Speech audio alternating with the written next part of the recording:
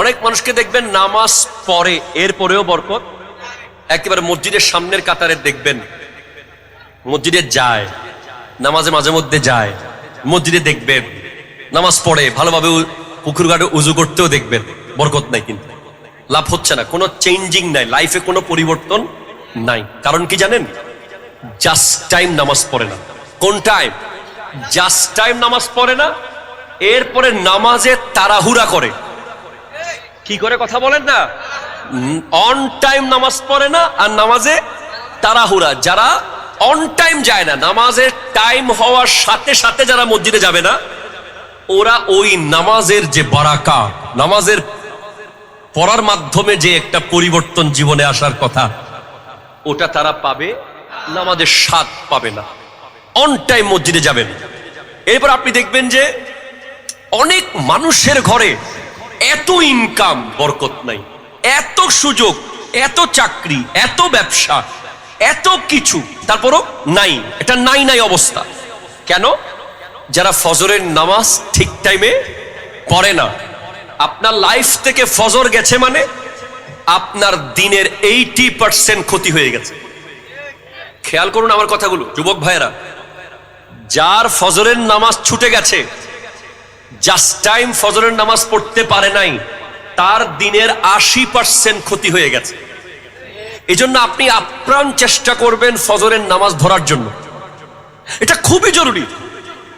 এই ফজরের নামাজ যে ঠিক টাইমে পড়তে পারবে, তার সারা দিন বরকত হবে। একটু জোরে বলেন না সুবহানাল্লাহ। আমি আগেও বলেছি, এখনো বলছি, ফজরের নামাজের টাইমেই আমাদের দরজায় বরকত আসে। সুবহানাল্লাহ বলেন। কি আসে? বরকত।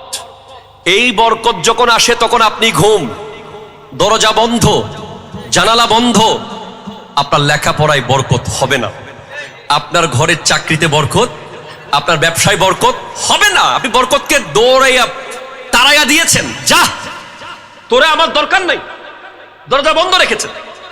হ্যাঁ, আপনি দেখবেন মুত্তাকি যারা, তাকওয়াবান যারা, তারাই নামাজ ঠিকভাবে পড়তে পারে। কারণ নামাজটা হলো আল্লাহর ভয়। সুবহানাল্লাহ জোরে বলেন না। যতক্ষণ আপনার মধ্যে আল্লাহর ভয় আসবে না, ততক্ষণ নামাজে আপনি যেতেও পারবেন না, গেলে নামাজ শান্তিতে পড়বেনও না। মানুষের মায়ের ভয়ে, বাবা মার বকার ভয়ে, দুনিয়ার মানুষ কি বলছে এই ভয়ে যদি আপনি মসজিদে যান, এই নামাজে কোনো লজ্জত, কোনো প্রশান্তি নাই। আপনাকে বুঝতে হবে, কোই দেখে না দেখে খোদা দেখ রাহা হ্যায়। কেউ আমাকে দেখুক আর না দেখুক, আমার আল্লাহ আমাকে দেখছে।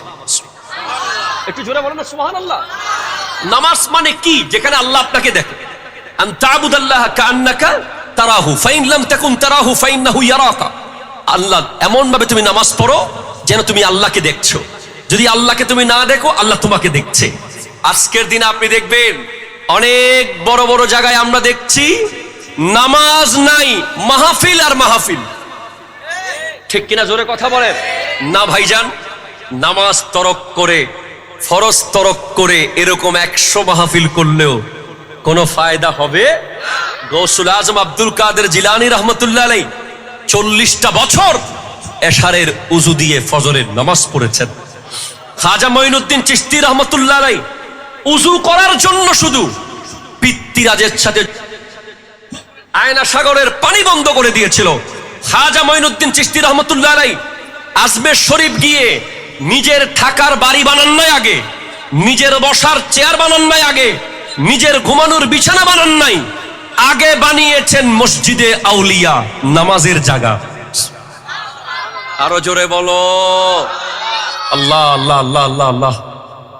আমি আপনাদের কি করে বুঝাই, ওলি হওয়ার জন্য যে দুটা গুরুত্বপূর্ণ গুণ, একটা হলো ঈমান আর একটা হলো তাকওয়া। সুবহানাল্লাহ জোরে বলেন। তাকওয়া কাকে বলে? এক লাইনে, যেই ব্যক্তি মনে করে আমাকে আল্লাহ দেখছে। আমাকে কে দেখছে? আরো জোরে বলেন কে? সবাই আঙ্গুল দিয়ে দেখেন কে দেখতেছে? আল্লাহ। আমাকে বাজারে আল্লাহ দেখছে, অফিসে আল্লাহ দেখছে, ঘরে আল্লাহ দেখছে, বেডরুমে আল্লাহ দেখছে, মোবাইলে কি দেখতেছি কে দেখতেছে? কে কে কে? কি বলতেছি, আমি কি ভাবছি, আল্লাহ দেখতেছে। এই জিনিসটা যার মাথায় আসবে উনি অলি হয়ে যাবে। ওনাকে অলি হতেই হবে। উনি পানির গ্লাস নিচ্ছে, দেখে যে এখানে হারামের কোনো সম্ভাবনা আছে, আমি নিব না। আরে খান, আজকে একদিন কি হবে আল্লাহ দেখছে। উনি বিয়ে বাড়িতে গেছে, বেগানা মেয়েদের সামনে পড়েছে, উনি লজ্জায় মাথা নিচু করে চলে আসছে। কেউ বলছে আরে ভাই বসো না, একদিনই তো। না ভাই, একদিন কি হয়েছে, আল্লাহ তো দেখছে। উনি মোবাইলের মধ্যে কোনো বেগানার ছবি দেখছে, সিনেমা নাটক দেখছে, তখনই উনার মন ওনাকে বলছে একটু দেখ আজকে একদিন, এত সুন্দর একটা মুভি। বলেন না রে ভাই, আল্লাহ দেখছে, ঠিক কিনা বলেন? উনি কারো গাছের ফল পেরে ফেলতেছে, আল্লাহ দেখছে। উনি কারো জমির আইল ঠেলে দিচ্ছে, আল্লাহ দেখছে। উনি কারো মেয়েকে নিয়ে যাচ্ছে, আল্লাহ দেখছে। উনি কারো সম্পদ জবরদখল করতেছে, আল্লাহ দেখছে। উনি কারো উপর জুলুম করছে, আল্লাহ দেখছে। এই আল্লাহ দেখছে, আল্লাহ দেখছে, আল্লাহ দেখছে করে ফেরত আসতে আসতে আসতে একদিন এমন হয় আল্লাহ দেখছে, সেও আল্লাহকে দেখতেছে। তখন তিনি বায়েজিদ বুস্তামি হয়ে যায়, তিনি তখন গৌসুল আজম মেজভান্ডারি হয়ে যায়। এই দৃশ্য আপনি জাস্ট ট্রাই করে দেখেন আপনার লাইফে। আপনি আজকে থেকে গুনাহ বর্জন করেন একজনের ভয়ে। কার? জোরে বলেন কার? যেটা আপনার গুনাহ মনে হবে ওটা ছেড়ে দেন। কেন? কে দেখছে? আল্লাহ। তাকওয়া, ওলি কারা? আরো জোরে, ওলি কারা? আপনি যদি কোরআন থেকে জিজ্ঞেস করেন, please explain, please explain who is the saint of Allah according to Quran? হুজুর আপনি কোরআন থেকে বলেন ওলি কারা? আমি বলবো আল্লাযীনা আমানু ওয়া কানু ইয়াত্তাকুন। যাদের কাছে দুইটা সম্পদ আছে, একটা হলো ঈমান আর একটা হলো তাকওয়া। জোরে বলেন সুবহানাল্লাহ। একটা কি? জোরে বলতে হবে। যারা মুমিন, আরো সহজ হয়ে যাক, যারা মুমিন এবং মুত্তাকি, সুবহানাল্লাহ জোরে পড়েন। যারা মুমিন এবং, এই দুইটা সার্টিফিকেট যার কাছে আছে, একটা হলো মুমিন আর একটা হলো মুত্তাকি। একটা হলো ঈমানের সনদ আর একটা হলো তাকওয়ার সনদ। এই দুই সনদ যিনি হাসিল করতে পেরেছেন উনি ওলি। ওনার কাছে বড় চেয়ার না থাকুক, ওনার বড় দরবার না থাকুক, ওনার হাজার হাজার মুরিদ না থাকুক, ওনার 20, 50, 60, 70টা হাদিয়া এসে উরস না হোক, যদি উনি দুইটা সার্টিফিকেট অ্যাপ্রোপ্রিয়েটলি নিতে পারে, প্লিজ ইয়াং জেনারেশন, দুইটা সনদ, তাহলে উনি বলি। উনি হয়তো আপনার এলাকার একজন রিক্সাওয়ালাও হতে পারে, উনি একজন সিএনজি ওয়ালাও হতে পারে, উনি হয়তো একজন ছেঁড়া ফাটা কাপড় পরা তরকারি ব্যবসায়ীও হতে পারে। এমন না যে বাই জেনারেশন পরিবার টু পরিবার ওলি হবে, এই ধরনের কোনো শর্ত ইসলামে নাই। পরিবার থেকে হয়, অবশ্যই হবে। বাইরেও আপনারা যারা অডিয়েন্সে বসে আছেন, আপনাদের পক্ষে নবী হওয়া সম্ভব নয়, সাহাবী হওয়া সম্ভব নয়, তাবেঈন, তবে তাবেঈন হওয়া সম্ভব নয়, মুজাদ্দিদ হওয়া সম্ভব নয়। তবে আপনারা এখানে যারাই আছেন, ওই সাউন্ড অপারেটর যিনি আছেন, ওই ডেকোরেশনের কাজ যারা করছেন, ওনারাও চাইলে ওলি হতে পারেন। দুইটা সনদ লাগবে, একটা ঈমান, একটা তাকওয়া। একটা ঈমান, একটা কি? প্লিজ কনসেন্ট্রেট, বুঝতে হবে। ঈমান, আপনি বলছেন হুজুর আমি তো ঈমানদার। কি বলেন হুজুর আমি ঈমানদার? এখানে সবাই বলবে আই এম বিলিভার্স, আমি ঈমানদার। আমি কেন ওলি হলাম না? আমি কেন ওলি হতে পারলাম না? আমি তো ঈমানদার। আপনাদের প্রশ্ন থাকতে পারে। না ভাই, না না না, অ্যাকর্ডিং টু কোরআন ঈমানদার এত সহজ না।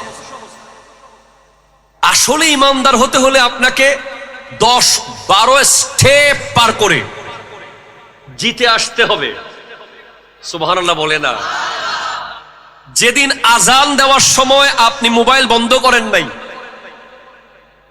যেদিন আজানের আওয়াজ শুনে আপনার দোকান বন্ধ হয় নাই, আপনার মোবাইল বন্ধ হয় নাই, আপনার ক্রিকেট খেলা বন্ধ হয় নাই, আপনার ফুটবল বন্ধ হয় নাই, আপনার বৈঠকখানায় গল্প করা বন্ধ হয় নাই, সেদিনই নিশ্চিত হয়ে গেছেন যে আপনার মধ্যে 100% ঈমান ডেভেলপ করে নাই। আপনি হয়তো 50-50, 60-40, 70-30, 80-20। কারণ ঈমানদারের অনেকগুলো শর্তের মধ্যে একটা গুরুত্বপূর্ণ শর্ত হলো ইন্নামাল মুমিনুনা আল্লাযীনা ইযা যুকিরাল্লাহু ওয়াজিলাত কুলুবুহুম। ঈমানদারের সামনে যদি আল্লাহ শব্দ উচ্চারিত হয়, তার দিল আল্লাহর ভয়ে থরথর করে কাঁপবে। আপনাকে মাহফিলে রিকোয়েস্ট করে ডাকতে হচ্ছে, আপনাকে মাহফিলে কত তরিকা করে বসাইতে হচ্ছে, মসজিদে তো নিতেই পারতেছি না। কথা বলেন ঠিক কিনা? কথা বলেন। আপনাকে তো মসজিদে নিতেই পারতেছি না আমি।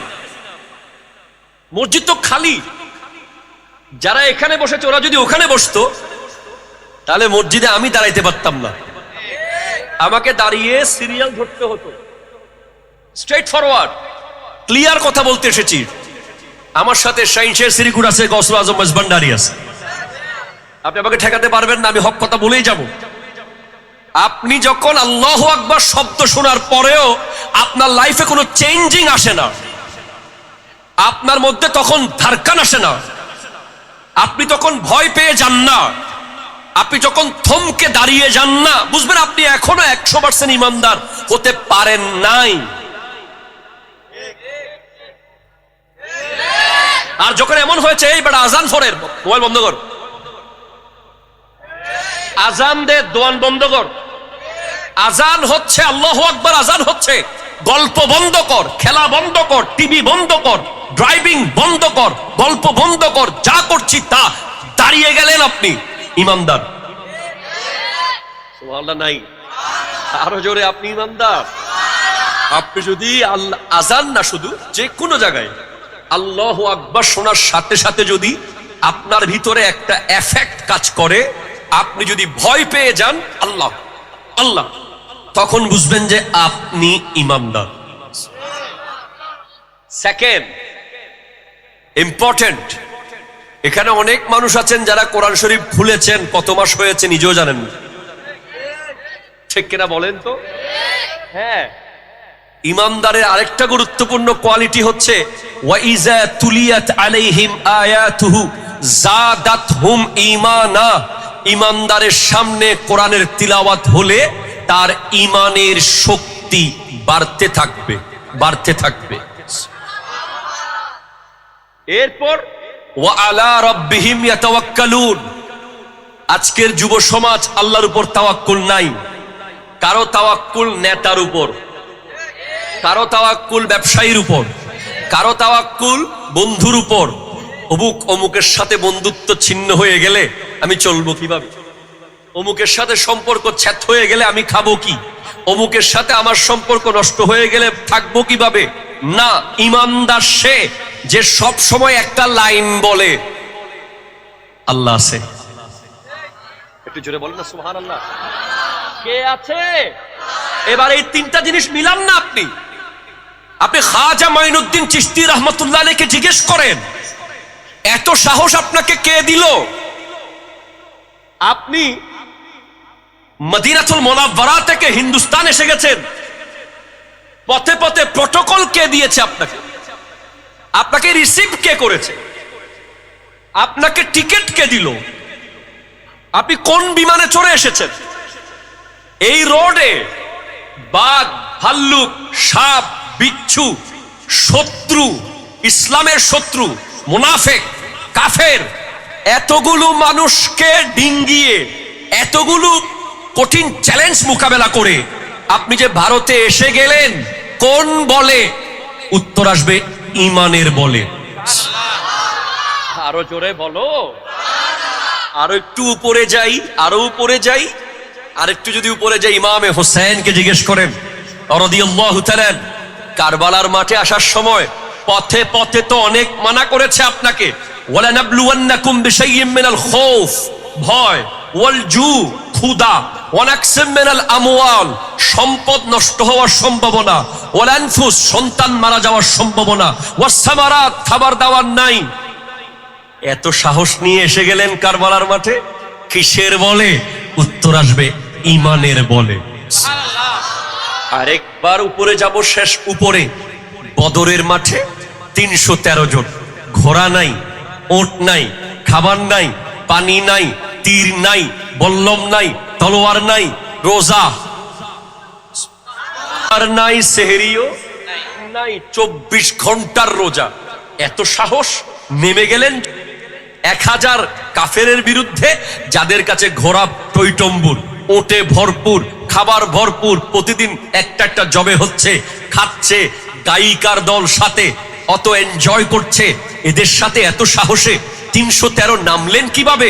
বলে ঈমানের জোর। জিজ্ঞেস করো সোমালিয়ার মুসলমানদের কি খাও? উত্তর আসবে বিস্কিট, মাটি দিয়ে বানানো বিস্কিট। প্রশ্ন করো দক্ষিণ সুদান, উত্তর সুদানের মুসলমানরা কি খাচ্ছ? উত্তর আসবে মাটি খাচ্ছি, বালু খাচ্ছি, গাছ চাবাই চাবাই খাচ্ছি। এত শক্তি পাও কোথায়? এত বল এলো কোত্থেকে? উত্তর আসবে কোই রেহে ইয়া না রেহে, ঈমান হামারে সাথ হ্যায়। ঈমানের জোর। সুবহানাল্লাহ, জোরে বলেন না। কিসের জোর বাবা? ঈমানের জোর। শাহজালাল ইয়ামানি, আপনার জোর কি? ঈমানের। শাহ পরান কিসের? ঈমানের। শাহ আমানত কিসের জোর? ঈমানের। শাহ সুলতান বালখি কিসের জোর? ঈমানের। শাহ সুলতান রুমি কিসের জোর? ঈমানের। শাহ মাকদুম রূপস কিসের জোর? ঈমানের। শাহ আলী বাগদাদি কিসের জোর? ঈমানের। গাউসুল আজম মেজবান্ডারি, আপনার এত পাওয়ার কেন? কারণ ঈমান যত উঁচু, পাওয়ার তত বেশি। ঈমান, হাই হাই হাই হাই, ঈমানের একটা গাছ আছে। আপনারা কি আমার সাথে আছেন ভাই? এই গাছটা বাজারে কিনতে পাওয়া যায়, এটা নার্সারিতে পাবেন না, এটা অনলাইনেও পাবেন না, এটা রু জগতে দেওয়া হয়। বদ্দা সুবহানাল্লাহ, হন না বদ্দা? আমরা সবাই পেয়েছি।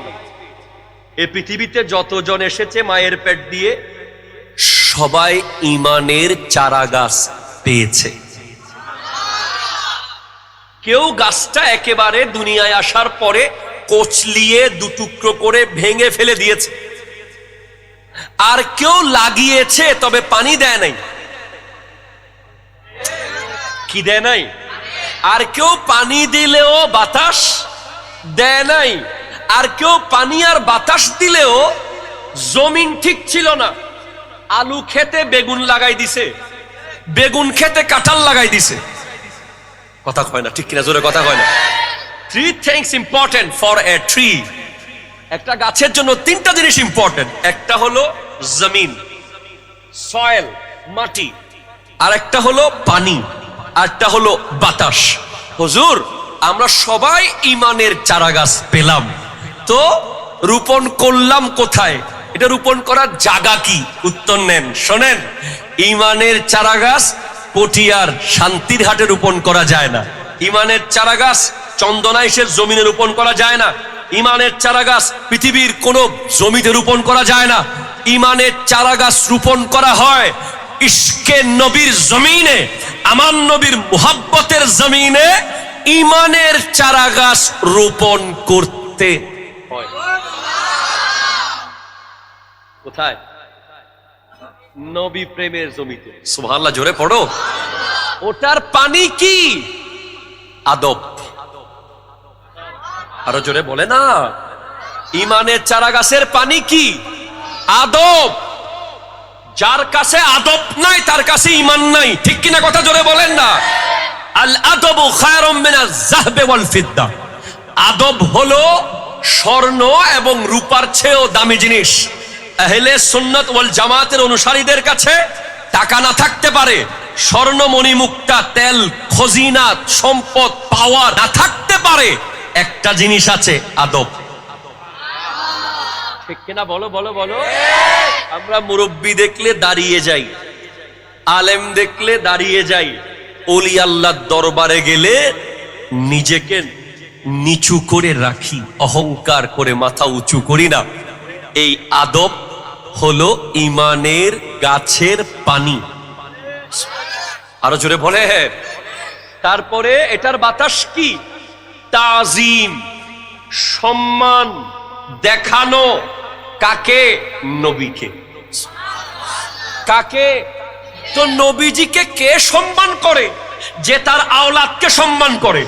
যে খাজা গরিব নওয়াজকে সম্মান করে সে অবশ্যই আমার নবীকে সম্মান করে। যে গৌসুল আজম মজবন্ডারিকে সম্মান করে সে অবশ্যই আমার নবীকে সম্মান করে।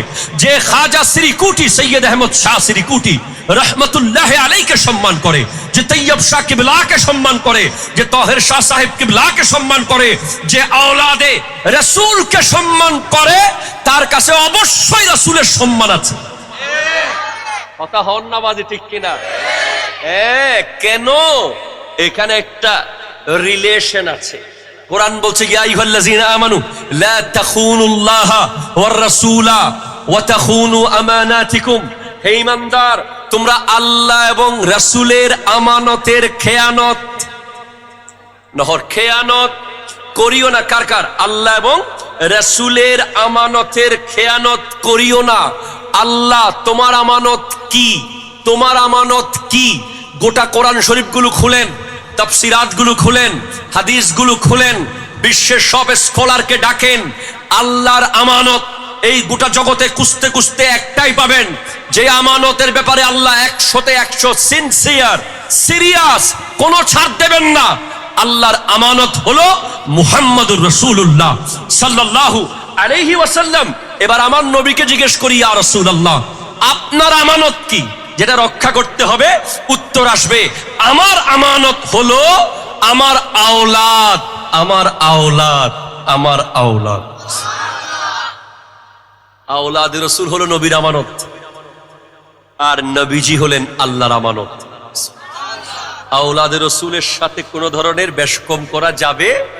আজকে যার উরস হচ্ছে খাজা মঈনুদ্দিন চিশতি রহমতুল্লাহ আলাই, যিনি হাসানি হুসাইনি নজিবুত তরফাইন সৈয়দ, যিনি বাবা এবং মা দুই দিক থেকেই সৈয়দ। সুবহানাল্লাহ, জোরে বলেন না রে ভাই। হ্যাঁ, আপনারা মনে করেন যে ওলি আল্লাহরা বোধহয় লেখাপড়া করে না।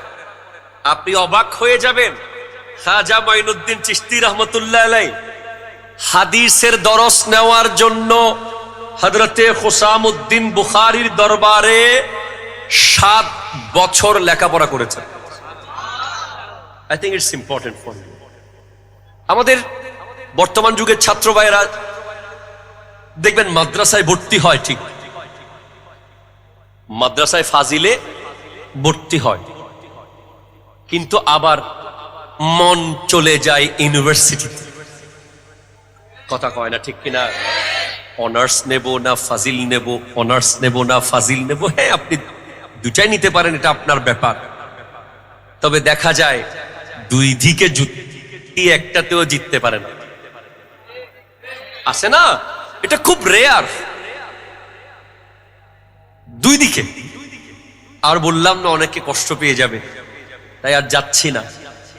এদিকে যাব নাকি এদিকে যাব? হ্যাঁ, আপনি অনেক ব্রিলিয়ান্ট হলে চাইলে ইউনিভার্সিটিতে ক্লাস করে আবার মাদ্রাসায় এসে ক্লাস করতেও পারেন। এটা আপনার যদি এরকম কোয়ালিটি থাকে পারতেও। তবে আমরা অনেকজনকে দেখেছি ইউনিভার্সিটিতে যাওয়ার পর আর পাঞ্জাবি রাখাটা সম্ভব হয়নি, টুপিটা হারিয়ে গেছে, পায়জামাটাও প্যান্টে পরিবর্তন হয়ে গেছে, আর সুযোগ হয়নি। এরপর আমরা দেখি যে অনেকেই বড় আশা নিয়ে মাদ্রাসায় ভর্তি হয়, বড় আলেম হবে, 2-1 বছর পর আর পারে না। কারণ আলেম হয়ে গেলে তো শয়তান মারা খেয়ে যাবে, ঠিক কিনা বলেন না? এই জন্য প্রচুর ডিস্টার্ব। আপনি দেখবেন যারা হাফেজে কোরআন, ওদেরকে 21 পারা 22 পারায় যাওয়ার পরে প্রচুর অনেকে পালিয়ে যায়, কেননা 7-8 পারা পড়ে ফেলতে পারলে সে হাফেজ হয়ে যাচ্ছে। অথচ খাজা মঈনুদ্দিন চিশতি রহমতুল্লাহ আলাই যখন হুসামউদ্দিন বুখারীর দরবারে গেলেন, উনি বলছেন, তুমি কি আমার কাছে পড়তে চাও? জি, আমি পড়তে চাই। শিওর? জি শিওর। আমার কাছে তো 17 বছর লাগাতার পড়তে হবে। আরো জোরে নমাতের দিই তারা। কয় বছর? 17 বছর। তোমাদেরকে স্কুলে পাঠাইতে বাপ মার কেয়ামত হয়ে যাচ্ছে। এই যে কি ম্যাট্রিক পরীক্ষা চলছে এসএসসি, একটা পরীক্ষা গেল, ছাত্রদের কি হালচাল, পরীক্ষার হল থেকে বের হয়ে কেউ বলতেছে এমন করেছি, কেউ বলতেছে অমন করেছি, যেন এটা একটা খেলা হয়ে গেছে। কেন? আমাদের বর্তমান শিক্ষামন্ত্রী যিনি, আমি মনে করি ওনার পদক্ষেপগুলো পজিটিভ, ঠিক কিনা জোরে কথা বলেন। আমরা ছাত্র জীবন ওনাকে পেয়েছিলাম, উনি নকল মুক্ত করেছেন, এতে কোনো সন্দেহ নাই। এখন উনি সেই চেষ্টাই করে যাচ্ছেন, কিন্তু ওনাকে নিয়ে ট্রল করা, ওনাকে নিয়ে বাজে মন্তব্য করা, ওনার ব্যাপারে দুই এক শব্দ এদিক সেদিক বলা, এটা কোনো আদর্শ ছাত্রের বৈশিষ্ট্য হতে পারে না। এটা কি কথা যে তুমি আরেকজন থেকে দেখে দেখে লিখবা, বা নিজের থেকে না লিখে অন্য কোথাও থেকে লিখবা? এটা তো পরীক্ষা নয়, ঠিক কিনা জোরে কথা বলেন। অনেক ধরনের কথা সোশ্যাল মিডিয়ায় দেখছি। একজন শিক্ষক হিসেবে আমি মনে করি ছাত্র ভাইদের আরো সংযত হওয়া দরকার। আমাদের ছাত্ররা ব্রিলিয়ান্ট, আমাদের বাংলাদেশের ছাত্ররা ট্যালেন্ট, মেধাবী, তাদের নকল করার দরকার নাই, তারা প্রচুর মেধাবী, তারা একটু পড়লেই লিখতে পারে, ঠিক কিনা জোরে কথা বলেন তো। হ্যাঁ, তারা নিজের থেকে লিখবে। জীবনে একটা বড় ধরনের স্বাদ আছে। আপনি যখন বড় হলে নাতিপতিকে বলবেন যে আমি নিজে নিজে পরীক্ষা দিয়ে প্লাস পেয়েছি, কারো থেকে এক শব্দ দেখি নাই বেটা, জনাব এহসানুল হক মিলনের সাহেবের আমলে আমরা পরীক্ষা দিয়েছি। এটা একটা ব্র্যান্ড তৈরি হবে, ঠিক কিনা বলেন তো। আপনি অন্য জন থেকে সাহায্য নিয়ে যদি 199ও পান, এটা দুনিয়ার কাছে সম্মানিত হলেও নিজের কাছে কিন্তু সম্মানিত নয়। নিজের ভিতরে নিজে একটা গিল্টিনেস কাজ করে যে আমি তো, এগুলো তো আমার নিজের লেখা না, এগুলো তো বন্ধুর থেকে দেখে লেখা, ঠিক কিনা জোরে কথা বলেন। তো আমাদের ছাত্ররা 1 ঘন্টা ক্লাস করতে পারে না, পালিয়ে যায়। 5 ঘন্টা ক্লাস করতে পারে না, চলে যায়। ধরে রাখতে কষ্ট হয় ছাত্রদেরকে স্কুল, কলেজ, ইউনিভার্সিটি, মাদ্রাসায়। অথচ খাজা মঈনুদ্দিন চিশতি রহমতুল্লাহ আলাইহি 17 বছর কন্টিনিউয়াস পড়বেন বলে ওয়াদা করে ভর্তি হয়েছে। সুবহানাল্লাহ, জোরে বলেন। আপনারা তো এগুলো জানেন না। 17 বছর আমি পড়বো হুজুর আপনার কাছে। পরে দেখা গেল 7 বছরের মধ্যেই উনি 17 বছরের পড়া শেষ করে ফেলেছেন। প্রচুর ট্যালেন্ট ছিলেন তো। এরপরে বলে হুজুর আমার তো হাদিস পড়া শেষ, এবার আমি তাফসীর পড়তে চাই। বলে ঠিক আছে, তুমি সামারকান্দ চলে যাও, ওখানে আমার একজন বন্ধু আছে আব্দুল্লাহ সামারকান্দি, তুমি তার কাছে গিয়ে কোরআন শরীফ পড়ো, আমি পাঠাইছি বলবা। ওনার কাছে গিয়ে আরো 2 বছর খাজা গরিব নওয়াজ তাফসীর পড়েছেন। আমরা খাজা গরিব নওয়াজকে কিরকম স্মরণ করি? গরিবে নওয়াজ হোটেল। কথা কোন আছে না নাই? কথা কোন না।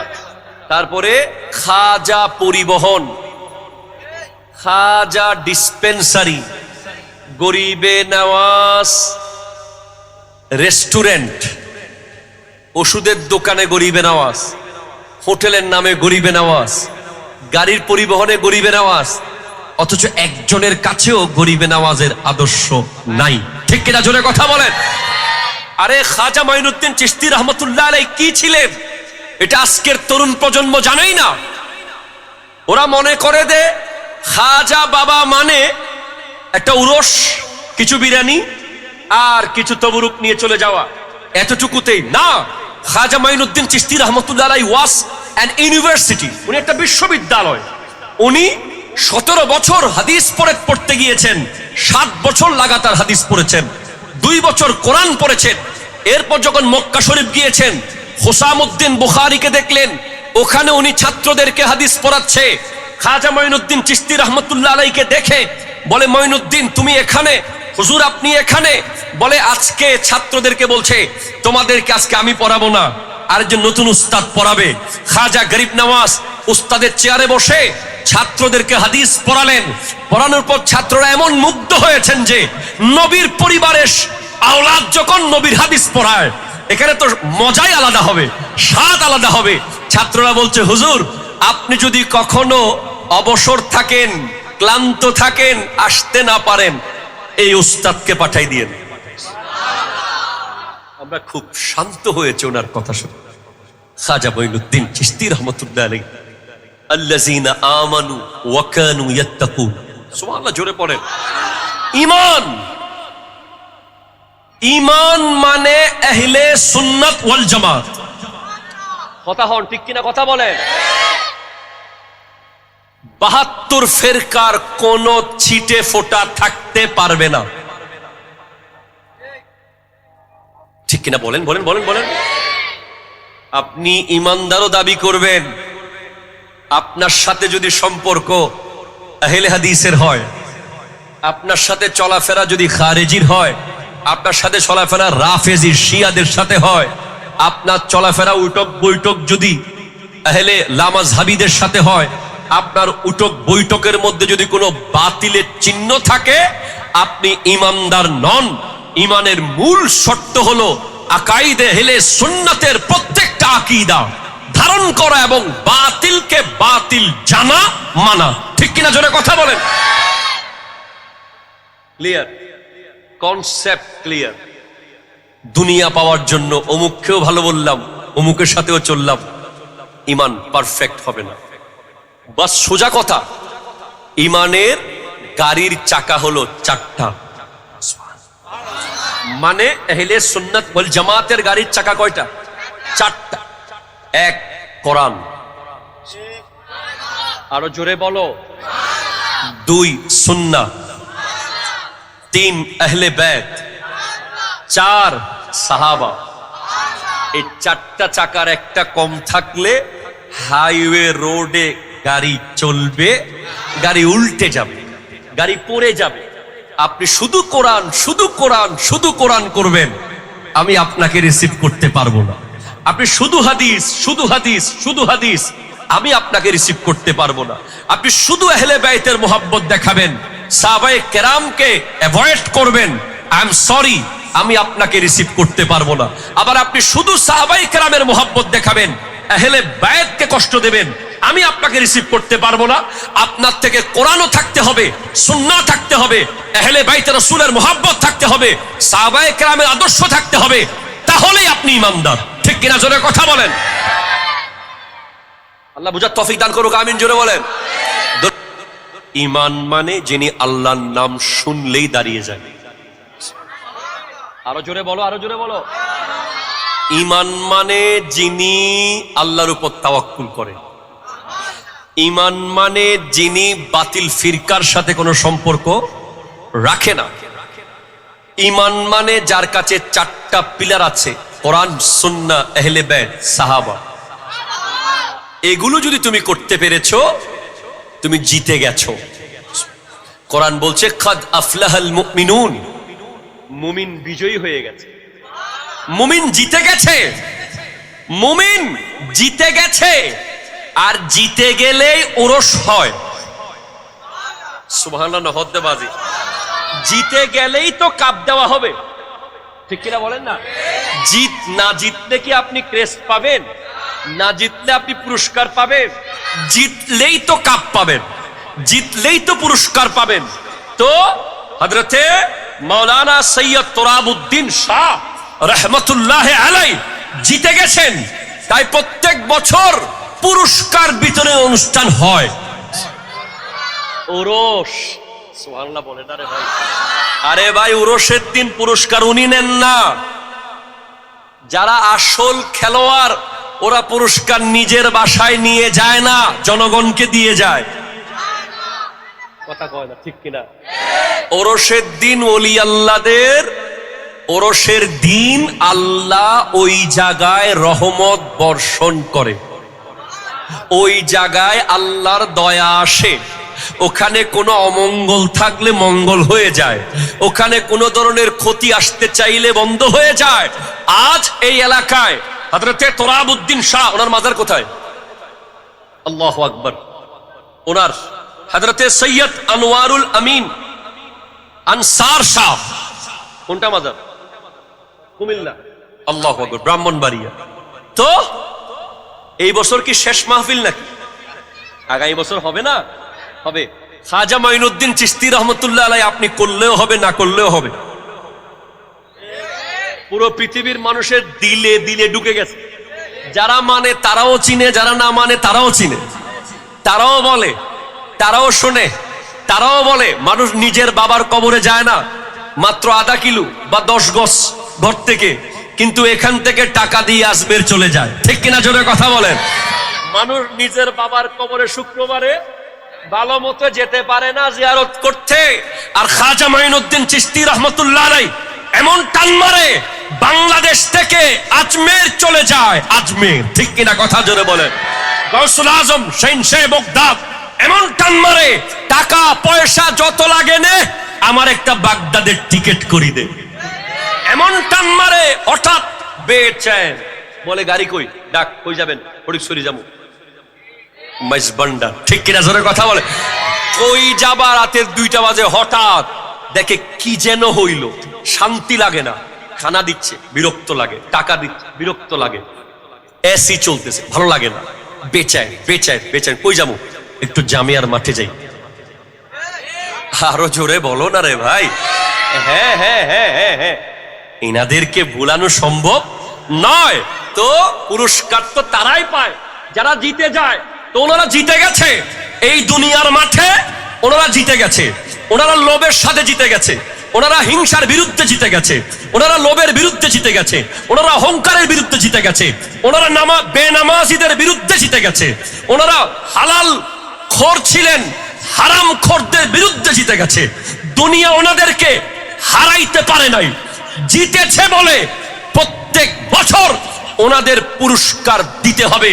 ক্রিকেট খেলার পুরস্কার একদিন, ফুটবল খেলার পুরস্কার একদিন, মাস্টার্স পাশের পুরস্কার একদিন, এমএ পাশের পুরস্কার একদিন, যে কোনো কিছু দুনিয়াবি পুরস্কার একদিন। আর আল্লাহর ওলিদের পুরস্কার প্রত্যেক বছর, প্রতিদিন। কথা জোরে বলো, ঠিক কিনা? প্রতিদিন, প্রত্যেক বছর। ইনারা নিজেও পুরস্কার নেয়, দুনিয়াকেও দেয়। আরো জোরে বলেন না রে ভাই। কয় প্রকার বলেন তো? আম, খাস, আখাসুল খাস। আম মানে আপনি শুধু মুসলমান আছেন, কোনো কুফরি করেন নাই, আম তাকওয়া। खास वो काम करेंगे जिससे अल्लाह रसूल राजी हो, वो काम नहीं करेंगे जिससे अल्लाह रसूल नाराज हो। ওই কাজ করব যেই কাজ আল্লাহ রসুল রাজি, ওই কাজ করব না যেই কাজ আল্লাহ রসুল নারাজ। এটা খাস তাকওয়া। আর আখাসুল খাস, ভেরি ভেরি স্পেশাল ভিআইপি তাকওয়া হলো ইত্তিকাউ মা ইয়াশগালু আনিল্লাহ, এমন সব কাজ থেকে দূরে থাকা যেইগুলো আল্লাহর ধ্যান থেকে সরিয়ে ফেলে। কথা বলেন।